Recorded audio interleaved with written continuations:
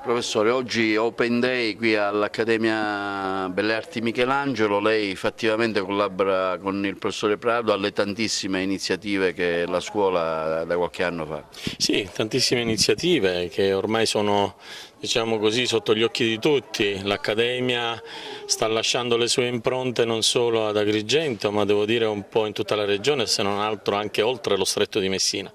Quindi una bellissima realtà che si consola da ogni giorno e che in un certo qual modo,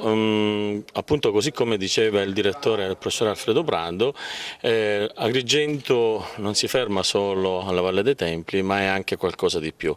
E questo qualcosa di più è rappresentato da questa bellissima realtà che è l'Accademia delle Belle Arti e che piano piano sta dando delle risposte al territorio con fatti concreti.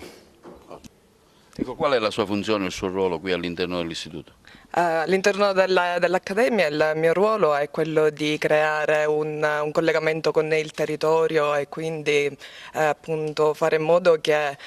tutte le attività che verranno svolte all'interno dell'Accademia non rimangano ferme qui, ma bensì possono essere anche diciamo, veicolate all'esterno, e questo lo si può fare solo creando una rete con altre associazioni, con altri enti, in modo da diciamo, sviluppare delle attività che mettano in relazione più contesti e fare in modo appunto che i giovani non vivano solo uno spazio all'interno dell'Accademia, perché l'Accademia funge come volano, ecco, per fare in modo che sia un punto di incontro, ma che non rimanga qui. E quindi il mio ruolo è appunto quello di creare una rete che possa coniugare, mettere insieme diverse realtà.